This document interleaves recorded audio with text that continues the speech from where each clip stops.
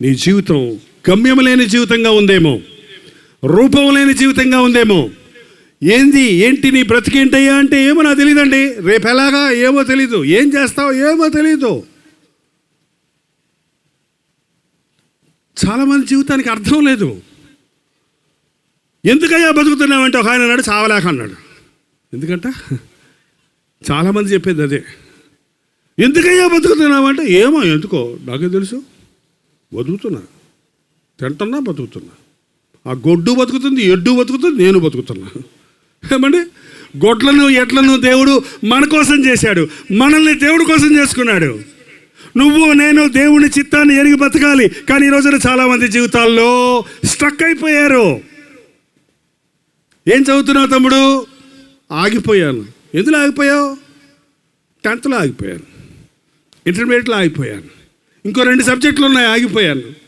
చదవకపోతే ఇట్లా చదువుకో, ఫీజు కడతానే డబ్బులు లేవు, చదువుకుంటే ఏమొస్తుంది? మీరు ఏం చేస్తున్నావు? ఊరకున్నా. ఏమండి, ఎంతమంది యవనస్తులు ఊరుకున్నారు? చేతులు ఎత్తమంటే ఎత్తుతారా? చదువు ఆగిపోయింది, ఉద్యోగం లేదు. ఎంతమంది అని ఈ రోజున? నిన్న ఒక ఆమె చిన్న బిడ్డను పెట్టుకొని వచ్చింది ఏడ్చుకుంటా. మా అత్తగారండి ఆడపిల్ల పుట్టిందని నన్ను తిడతా ఉందండి. ఏమో మీ అత్తగారు ఆడపిల్ల కాదా అని అడిగా. మీ అత్తగారు ఆడాము కదా? ఇది మనసాక్షి లేదండి మనుషులకి. మామగారు తిడితే పోనేమని అర్థం ఉంది, అత్తగారు తిట్టిందంట. ఏంటది?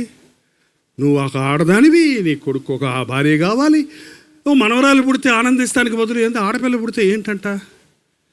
ఇక్కడ కూడా ఉన్నారండి ఆడపిల్ల పుడితే ఏడ్చేవాళ్ళు, మగపిల్లడే కావాలి నాతో దెబ్బలాడతానికి అనేవాళ్ళు. ఆడపిల్ల అయితే అన్నం తిన్నావా నాన్న అంటదండి, మగపిల్లడు అయితే అన్నం పెట్టరా నాయనా అంటాడు. నువ్వు తెలియదు. ఆడపిల్ల వద్దు అంటున్నారు. ఆడపిల్ల నల్లగా ఉందని తిడుతుందండి. ఆడపిల్ల పుట్టింది నల్లగా పుట్టిందని తిడుతుందండి. పెయింట్ వేయమ్మా కాస్త పెయింట్. ఏమండి, నలుపు పుడితే నలుపు నాణ్యం కాదా? నలుపు రంగు కాదా? ఏంటండి అదేంటో కొంతమందికి వద్దంటుందండి. ఏం వద్దంటుంది? నేను వద్దంట, నా కూతురు వద్దంట, వాళ్ళ కొడుకు వేరే పెళ్లి చేస్తుందంట. పనికి మాలిన కుటుంబాలు అయిపోతున్నాయి. చూసారా? కుటుంబాల వ్యవస్థను పోడు చేసేస్తున్నారు. డబ్బులు తీసుకొస్తేనే సంసారానికి రా, లేకపోతే పో. పెళ్లి చేసుకొని 2 పిల్లలు కనేసి ఇంకా డబ్బులు ఇవ్వాలంట పెళ్ళాం, ఇంకా డబ్బులు ఇవ్వాలంట అత్తగారు. ఎంత అన్యాయం అండి! దేవుని పద్ధతి చెడగొట్టేస్తున్నారు. పురుషుడు తన తల్లిని తండ్రిని విడిచి భార్యను హత్తుకొనును, వారిద్దరూ ఏక శరీరమై ఉందరని బైబిల్ చెబుతుంటే, పెళ్ళైన తర్వాత మీ అమ్మ పెత్తనం వాళ్ళమ్మ పెత్తనం ఏంటి? నీ కుటుంబంలో కలవరం, సమాధానం లేదు. పెళ్ళయ్యే వరకు మీ బిడ్డలండి. పెళ్ళైన తర్వాత వాళ్ళిద్దరిని వదిలేయండి. వాళ్ళదొక కుటుంబం. వాళ్ళు తిట్టుకుంటారో, కొట్టుకుంటారో, సమాధాన పడతారో, సంతోషంగా ఉంటారో. మీకు చేతనైతే వారిని ప్రేమించి ప్రార్థించి సహకరించండి, కానీ వారి మధ్యలో దూరి విడగొట్టకండి. దేవుడు మొదటి నుంచి అలా చేయలేదు. భార్యను విడిచి మరొకతను వివాహం చేసుకుని వచ్చా అని ఒకడు వచ్చి యేసుప్రభు దగ్గర అడుగుతున్నారు. దానికి యేసుప్రభు ఏం చెప్పాడు తెలుసా? భార్యను విడనాడు వాడు వ్యభిచారము చేయుచున్నాడు, విడనాడబడిన దానిని వివాహము చేసుకున్నవాడు వ్యభిచారము చేయుచున్నాడు. అలాగైతే మోషే పరిత్యాగ పత్రిక ఇమ్మన్నాడు కదా, డైవర్స్ అప్పుడే ఇచ్చారంట. ఏమండి, విడాకులు ఇమ్మన్నారు కదా. అది మీ హృదయ కాఠిన్యాన్ని బట్టి మీరు తెచ్చుకున్నది, కానీ ఆది నుండి ఉన్నది కాదు. అది దేవుడు ఏర్పాటు చేసింది కాదు. ఇంతకుముందు అమెరికాలో చేసుకునే వాళ్ళు అంటండి అట్లా. ఏంటండి, విడాకులు ఇచ్చేసి ఇంకోళ్ళు చేసుకోవటం. అలా చివరికంట 2 భార్య భర్తలు 4-5 పెళ్ళిళ్ళు, ఆమె వేరే వాళ్ళని చేసుకుంది, ఈయన వేరే వాళ్ళని చేసుకుంది. చివరికి నా మొదటి భర్తే బెడుగు, నా మొదటి భార్య మంచిది అని చెప్పి మళ్ళీ వీళ్ళిద్దరే పెళ్లి చేసుకున్నారంట. వీళ్ళిద్దరే పెళ్లి చేసుకుని ఒకరోజు అంటారంటే, ఏమండి నా పిల్లలు మీ పిల్లలు కలిసి మన పిల్లల్ని కొడుతున్నారండి అందంట. నా పిల్లలు, ఈమె ఎవరికో కన్న పిల్లలు, ఆయన ఎవరికో కన్న పిల్లలు కలిసి ఎవరి పిల్లలు ఇద్దరు కన్న పిల్లల్ని కొడుతున్నారంట. అది ఏంటి? అది కుటుంబమా? దేవుడు చక్కగా చేసిన కుటుంబ వ్యవస్థను మనుషుడు ఏం చేస్తున్నాడు? గందరగోళం చేసుకుంటున్నాడు. ఈ రోజున కుటుంబాల్లో సమాధానం లేదండి, సంతోషం లేదండి. చాలామంది గొప్పవాళ్ళ కింద భార్యను పక్కన బొమ్మలాగా పెట్టుకుంటారేమో, కానీ భార్యతో సరైన సత్సంబంధం లేదు. భర్తకు లోబడరు, భర్తకు భోజనం పెట్టరు, భర్తకు వంట చేసి పెట్టరు. బైబిల్ను పట్టుకున్న వాళ్ళు ఇవి చేయడానికి వీలు లేదు. నీ బతుకులో డిజార్డర్ ఉంటే, నీ బతుకు పాడైపోయి ఉంటే, నీ కుటుంబం పాడైపోయి ఉంటే, చాలామంది పిల్లలు వచ్చి చెప్తుంటారండి, మా అమ్మ నాన్న కోసం ప్రార్థన చేయండి. ఎప్పుడు గొడవ పెట్టుకుంటుంటారండి వాళ్ళు గొడవ పెట్టుకున్నారు, మమ్మల్ని పట్టుకొని చంపుతుంటారండి. ఏంటంటే, రేయ్ మీ నాయనకి అన్నం పెట్టానని చెప్పరా, నాన్న అమ్మ అన్నం పెట్టానని చెప్పమంది, నాకు అక్కర్లేదు దాన్నే తిని చావమని చెప్పు. అమ్మ అక్కర్లేదంట నేనే తిని చావమన్నారు.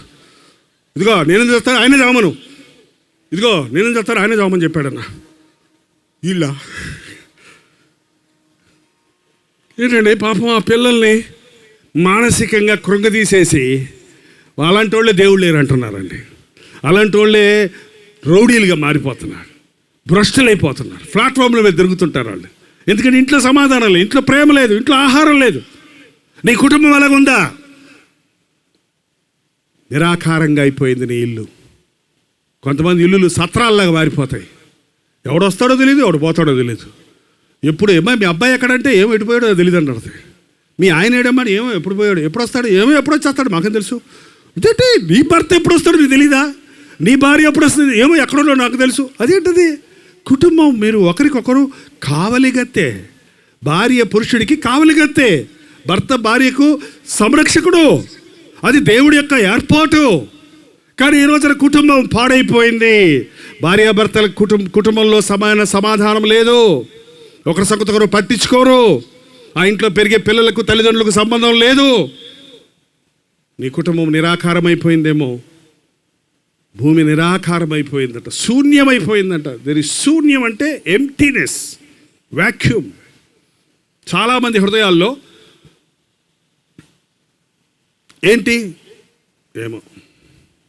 మన దేశంలో కొంతమంది సాధువులు కూడా అట్టగా చెబుతుంటారు. ఏమని అడిగాం అనుకోండి, సర్వం మాయ, సర్వం గతం, ఏమో దైవాధీనం. ఏంటండి ఆ దైవాధీనాన్ని తెలుసుకోవడమే యేసు ప్రభు భక్తి అంటే. దేవుడు నన్ను ఎందుకు పుట్టించాడు? నా తల్లి గర్భంలో నేను పిండంగా ఉన్నప్పుడు, రక్తపు ముద్దగా గడ్డగా ఉన్నప్పుడు నాకు రూపం ఉందా? నీకు రూపం ఉందా? ఏమండి, గర్భస్రావం జరిగినప్పుడు ఆ పిండం పడిపోతే చూడండి ఎంత అసహ్యంగా ఉంటుందో, చూడబుద్దేదు. కానీ ఆ రక్తపు గడ్డను, స్వరూపమైన సొగసైన రూపమైన లేని గడ్డను దేవుడు చేశాడు జైపాల్గా. నేను ఒక రక్తపు గడ్డని, నువ్వు ఒక రక్తపు గడ్డవే.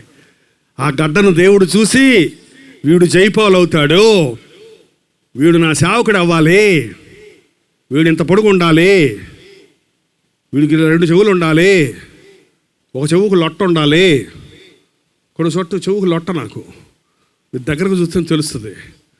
ఏమండి, దేవుడు చేసినప్పుడు ఒక లొట్ట పెట్టాడు అక్కడ నాకు కావాలని. లేకపోతే మరి ఎందుకు పెట్టాడో తెలియదు నాకు. ముక్కింతే ఉండాలి, కరెక్ట్గా ఆయన అనుకున్నాడు, చేశాడు, ఒక రూపం ఇచ్చాడు. నేను ఈ రూపాన్ని తీసుకొని ఆహా నన్ను 6 అడుగులు మంచిగా చేశాడు దేవుడు, ఆహా అందంగా ఉన్నాను, గిరజాల జుట్టు ఉంది, సినిమాల్లో యాక్ట్ చేద్దాం, డబ్బులు సంపాదించుకుందాం అని పిచ్చాసాలు వేశాను నేను. ఏమండి, సినిమా యాక్టర్ని అవ్వాలని 18 ఏళ్ల వయసులోనే మేకప్ టెస్టులని, ఆ టెస్టులని, ఈ టెస్టులని ఎన్ని తిప్పలు పడ్డాను. దానితోడు జ్యోతిష్కుడి దగ్గరికి వెళ్ళా. మా నాన్నేమో నన్ను డాక్టర్ అవ్వమన్నాడు, నేనేమో యాక్టర్ అవుదాం అనుకున్నా. ఆ జ్యోతిష్కుడు చేయి చూపించి నేను అడిగా, ఏవయ్యా యాక్టర్ అవుతానా డాక్టర్ అవుతానా చెప్పమన్నా. అని నా మనసులో ఏముందో చూసుకున్నాడు, తెలిసిపోయింది వాడికి. నేను ఏమవ్వాలనుకుంటున్నాను, చదవటం అంటే కష్టం కదా, మళ్ళీ డాక్టర్ చదవాలంటే ఈ కొయ్యాలి, శవాలు కొయ్యాలి అని చెప్పడం. యాక్టర్ అవుతావు అన్నాడు, అంతే. ఏమండి, కానీ సరిగ్గా ఆ సమయంలో యేసు ప్రభు నన్ను పట్టుకున్నాడు. రేయ్, నిన్ను యాక్టర్గా డాక్టర్గా వచ్చారా నేను చేసింది? రక్తపు ముట్టగా పిండంగా నీ తల్లి గర్భంలో ఉన్నప్పుడు నేను జనములకు ప్రవక్తగా నిన్ను ప్రతిష్ఠించాను. నీవు గర్భంలో నుంచి బయలుపడక మునిపే నేను ఏర్పాటు చేసుకున్నాను, నువ్వు నా సేవ చేయాలన్నాడు. సిలువ చూపించాడండి, కింద పడి దొర్లేను, 18 ఏళ్ళు చేసిన పాపాల కొరకు పశ్చాత్తాపడ్డాను. రాత్రి 2 గంటల నుంచి పొద్దున 8:30 దాకా నా పాపాలు ఒప్పుకొని ప్రభువుతో పోరాడాను. 1971 సంవత్సరం ఫిబ్రవరి 15వ తారీఖు నేను మరువలేని రోజు నా జీవితంలో గమ్యం తెలుసుకున్నాను. దేవుడు నన్ను ఎందుకు సృష్టించాడో అందుకోసం బ్రతుకుతున్నానండి. ఇప్పుడు ఏదో చాలామంది జైపాల్ ఫౌండేషన్స్ అంటే పెద్ద సంస్థ, వాళ్ళకి ఏం బాబు బోల్డ్ డబ్బులు, వాళ్ళకి వచ్చేస్తుంది.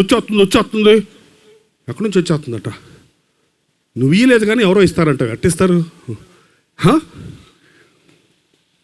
మాది సంస్థ కాదు, మాకు డబ్బు కాదు ముఖ్యం. ఇక్కడ దేవుడు చెప్పిన పని చెప్పినట్టు చేస్తుంటే, దేవుడు తల్లి గర్భంలో ఉన్నప్పుడు ఎన్నుకున్న విషయాలు ప్రకారంగా నడుస్తుంటే, దేవుడు తన అద్భుత కార్యాలను ఒక వ్యక్తి ద్వారా జరిగిస్తాడని చూపిస్తున్నాడు అంతే. దేవుడు డబ్బులతో సేవ చేసేవాళ్ళు బోల్డ్ మంది ఉన్నారు ప్రపంచంలో. డబ్బిస్తే సేవ చేసేవాళ్ళు బోల్డ్ మంది ఉన్నారు లోకంలో. దేవుని చిత్తం ఎరిగి సేవ చేస్తేనే ఆత్మలు రక్షించబడతాయి, మనుషులు పాపములు విడిపించబడతారు. నీవెప్పుడు గుర్తించావా? నీవెందుకు సృష్టించబడ్డావో గుర్తించావా? ఎలా ఉంది నీ జీవితం ఇవాళ? నిరాకారంగా ఉందా? శూన్యంగా ఉందా? ఏం చేయాలో తెలియట్లేదా? జీవితం మీద విరక్తేస్తుందా? ఎందుకు బతుకుతున్నానో నాకే అర్థం. నా బ్రతుకు గమ్యాన్ని నేను తెలుసుకున్నాను. నా ప్రభు కొరకు నేను బ్రతుకుతున్నాను. ఆయన ఏందో నేను ఆనందిస్తున్నాను.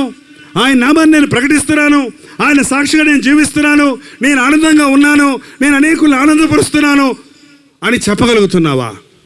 ఎక్కడున్న యవనస్తులను యేసు ప్రభువు నామంలో హెచ్చరిస్తున్నాను. యవనేచ్ఛలను విడిచి ప్రభువునకు ప్రార్థన చేయు వారితో కూడా నీతిని, ప్రేమను, సమాధానమును వెంటాడండి.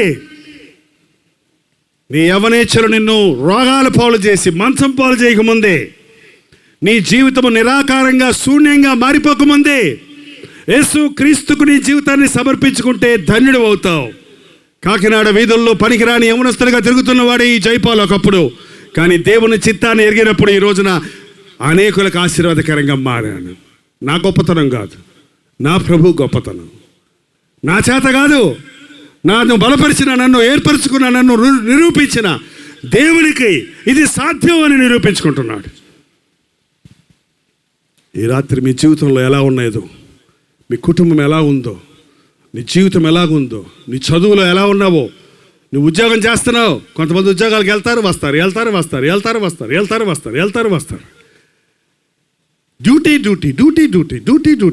డ్యూటీ.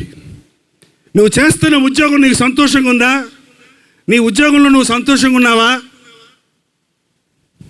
తృప్తి లేదు, సమాధానం లేదు, చాలని జీతం, అప్పులు, ఇబ్బందులు, భార్యతో గొడవ, బిడ్డల తిరుగుబాటు, ఆఫీస్కి వెళ్దామంటే అక్కడ సమస్య, ఇంటికి వస్తే ఇక్కడ సమస్య, ఈ రోజుల్లో చర్చికి వెళ్తే అక్కడ సమస్య.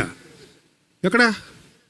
చర్చిలో కూడా గొడవలంటండి బాబు. అంటాం మరి మీ చర్చిలో ఎలా ఉన్నాయో తెలియదు కానీ చర్చిలో గొడవలు ఏంటండి? నువ్వు పెద్ద, నేను పెద్ద, నాకు స్టేజ్ ఇవ్వలేదు, నా పేరు ఎక్కలేదు, నేను ఎక్కలేదు, నేను డబ్బులు ఇచ్చాను, నా పేరు చెప్పలేదు, మైకులో పలానా పోనకాల పొల్లయ్య గారు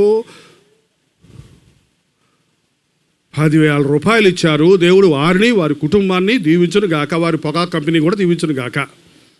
ఎవరికి కావాలి పొగాకు డబ్బులు? దేవుడికి. ఎందుకంటే లంచం డబ్బులు, అన్యాయం డబ్బులు, మోసం డబ్బులు దేవునికి ఇచ్చి ఆశీర్వాదాలు కొనుక్కుంటే ధనవంతులే ఉంటారు పరలోకంలో కూడా. అది కుదరదు. ముందు నీవు పరలోకం పోవాలంటే పరలోకం అందమైన పరలోకం. It's a decent place. It's well organised, well equipped, చక్కగా ఉన్నది. వాటి స్థానంలో ఉంటాయి. ఎంతో క్రమం ఉంటుంది, పీస్ ఉంటుంది, సమాధానం ఉంటుంది, ప్రేమ ఉంటుంది. అక్కడికి మనలాంటి వాళ్ళని తీసుకెళ్తే ఇట్టగా మధ్యలో లేచి వెళ్ళిపోయే వాళ్ళు, తిరిగే వాళ్ళు, సీడీలు తాగే వాళ్ళు, బిడ్డలు అంటే అటు కుదరదు. ఆ పరలోకంలో కుదరదు. నీ జీవితంలో క్రమం రావాలి. నీ జీవితాన్ని ప్రభువుకు సమర్పించుకోవాలి. దయచేసి తలలు వంచండి, ప్రార్థన చేసుకుందాం. అవునయ్యా, నా కుటుంబానికి నీవు కావాలయ్యా, నా హృదయానికి నీవు కావాలయ్యా అని నీవు అడిగితే నా నామంలో మీరు అడగండి, నేను మీకు ధారాళంగా ఇస్తానన్నాడు ప్రభు. చవకవారు వాటి కోసం కాదు, గొప్ప వాటి కోసం అడగండి, ఉన్నతమైన వాటి కోసం అడగండి, మనుషులు ఎవరూ చేయలేని వాటి కోసం దేవుణ్ణి అడగండి, ఆయన చేస్తాడు. చాలా ప్రాముఖ్యమైన సమయము. ప్రభువా, నా హృదయాన్ని దర్శించు. నా హృదయంలో ఒక గమ్యం లేదు నాయన. మా బ్రతుకులో గమ్యం లేదు ప్రభువా. ఎందుకు బతుకుతున్నానో తెలియటం లేదు నాయన. ఏదో పనికి వెళ్తున్నాను, వస్తున్నాను, సంపాదిస్తున్నాను, వండుకుంటున్నాము, తింటున్నామే కానీ తృప్తి లేదు, సమాధానం లేదు, సంతోషం లేదు, అభివృద్ధి లేదు. ఎక్కడేసేవరా గొంగలంటే వేసిన దగ్గరే ఉన్నట్టుంది నా బ్రతుకయ్యా. అదే సంపాదన, అదే ఇల్లు, అదే దరిద్రం, అదే లేమి. నన్ను లేపయ్యా. నా కోసం నువ్వు గొప్ప వాటిని కలిగి ఉన్నావు. నేను గుర్తించినట్లు నాకు సహాయం చేయి. నోరు తెరిచి ప్రతి ఒక్కరు చెప్పండి. శూన్యముగా నిన్ను చేయలేదు, నిరాకారముగా నిన్ను మార్చలేదు. తన రూపములో తన పోలికగా నిన్ను చేసెను దేవుడు. తన రూపములో తన పోలికగా నిన్ను చేసెను దేవుడు. తన జీవమును తన ఆత్మను నీలో ఉంచాడు యేసుడు. శూన్యముగా నిన్ను చేయలేదు, నిరాకారముగా నిన్ను మార్చలేదు. అవునాయనా, నా కోసం ఎన్నో గొప్ప తలంపులు కలిగి నన్ను చేసుకున్నావయ్యా. నేనే నా జీవితాన్ని పాడు చేసుకున్నాను నాయన. నన్ను కనికరించేసయ్యా. ఈ రోజు నుంచి నీవు చేసుకున్న ఉద్దేశాల ప్రకారంగా నేను జీవించాలని, పోగొట్టుకున్నవన్నీ నా జీవితంలో పొందుకోవాలని, జీవిత గమ్యాన్ని ఎరిగి బ్రతకాలని ఆశపడుతున్నాను యేసయ్యా. నాకు సహాయం చేయమన్న వారు మీ కుడి చేతి చూపించండి. ఒక ప్రత్యేకమైన ప్రార్థన చేసి ఈ కూటాన్ని ముగించుకుందాం. ప్రార్థన. పరిశుద్ధుడా, ప్రేమ కలిగిన తండ్రి, ఒక్కసారి ఈ రాత్రి మా వైపు చూడు నాయన. యేసయ్యా, నా హృదయంలోనికి రాయా. యేసయ్యా, నా హృదయంలోనికి రాయా. నా బ్రతికంతా పాడైపోయింది చూడయ్యా. నా భవిష్యత్ అంతా పాడు చేసుకున్నాను చూడయ్యా. నా కుటుంబాన్ని పాడు చేసుకున్నాను చూడయ్యా. నా చదువును పాడు చేసుకున్నాను చూడయ్యా. నా ఉద్యోగం పోగొట్టుకున్నాను చూడయ్యా. నాకెన్నో కష్టాలు వచ్చేసాయి చూడయ్యా. నా వెనక చూడయ్యా. నోరు తెరిచి ప్రభుత్వం చెప్పండి. మనల్ని చూసే దేవుడు, మనల్ని చూసే దేవుడు ఆయన. మన అవసరత తీర్చే దేవుడు యేసయ్యా. ఒట్టి దేవుడు కాదు ఆయన, నిజ దేవుడు, సత్యవంతుడైన దేవుడు. నిన్ను చేసుకున్నాడు ఆయన రూపంలో. నిన్ను కోరుకున్నాడు ఆయన. నిన్ను ప్రేమించాడు. నిన్ను కొన్నాడు, రక్తం ఇచ్చి ఆయన. ఆయనకు లోబడవా? ఆయన ఆహ్వానించవా? ఆయనకు నీ జీవితాన్ని అప్పగించవా? నీ మోసాలు, అన్యాయాలు, దగాలు, నీ జీవితాన్ని పాడు చేసుకున్న ప్రతి దాడిని ఇక్కడే విడిచిపెట్టు. ఇంకా నేను తాగనయ్యా. ఈ రోజు నుంచి ఈ సారాయి నేను ముట్టుకోను ఆయన. ఈ సిగరెట్ నేను ముట్టుకోను ప్రభువా. ఈ సినిమాలకు నేను వెళ్ళను ఆయన. ఈ విగ్రహాలను నేను చెయ్యనయ్యా. ఈ అన్యాయం చెయ్యను, ఈ అబద్ధాలు ఆడను. నా జీవితాన్ని సైతానికి ఇవ్వను. ఇదిగో నీ జీవితం తీసుకో అయ్యా అని ఇక్కడే చెప్పాలండి. ప్రభు పట్టుకుంటాడు మిమ్మల్ని. నీతో పాటు నీ ఇంటికి వస్తాడు ఆయన. నీతో పాటు ఉంటాడు ఆయన. నేను నిరంతరం కాపాడుతాడు. నీవు పరలోక రాజ్యం చేరే వరకు నీ చెయ్యి పెట్టుకొని నడిపించే ప్రభు. విశ్వాసముతో ముందుకు సాగడానికి మా ఒక్కొక్కరికి నీ సహాయము చేయము. మరింతగా మమ్మను దర్శించి దీవించి అభిషేకించమని యేసు క్రీస్తు నామములో అడుగుచున్నాను తండ్రి. మన తండ్రి అయిన దేవుని యొక్క ప్రేమయు, కుమారుడైన క్రీస్తు యొక్క కృపయు, ఆదరణకర్త అయిన పరిశుద్ధాత్మ యొక్క సహవాసమును కూడి వచ్చిన మనందరికీ హృదయములు తెరిచి స్వరమెత్తి ప్రభువా నా హృదయములోకి రమ్ము అని ఆహ్వానించిన మీకును ఇప్పుడును సదాకాలమును తోడై ఉండును గాక. ఆమేన్, ఆమేన్, ఆమేన్. స్తుతులివిగో నా ప్రభువా, ప్రియమైన నా దేవా. మేలులకై స్తోత్రములు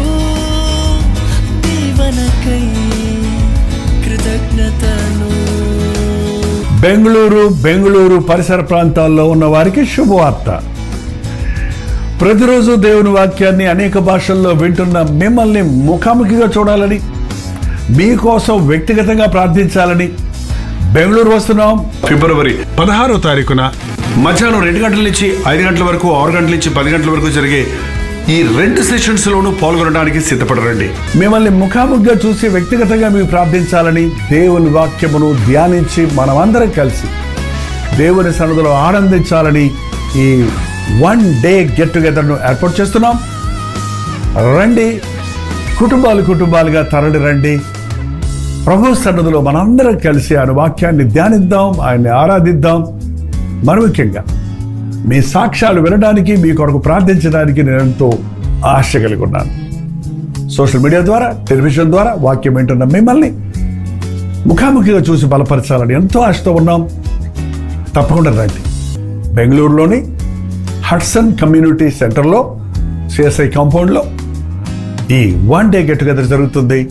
మరిన్ని వివరాలు కావాలంటే 8939393939 నెంబర్కి మీరు కాల్ చేయండి, లేకపోతే మీరు చూస్తున్నటువంటి నెంబర్లకు వాట్సాప్ పెట్టండి, లింక్ మీకు పంపిస్తారు. తప్పక వస్తారు కదా. స్తుతులివిగో నా ప్రభువా, ప్రియమైన నా దేవా, మేలులకై స్తోత్రములు, దీవెనకై కృతజ్ఞతలు.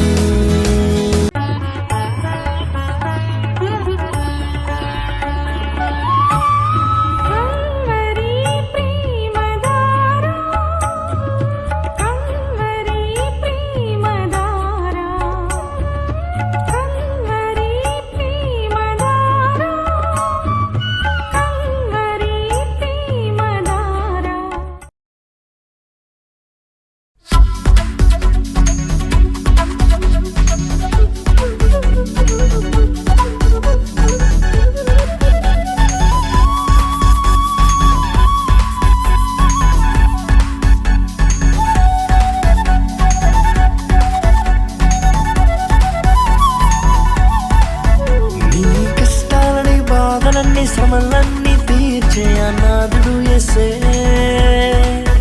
నీ కష్టాలని బాధలన్నీ శ్రమలన్నీ తీర్చే అనాథుడు యేసే. ఆది నుండి ఉన్నవాడు ఆ దేవుడు, అద్భుతాలు చేసేవాడు నా యేసుడు.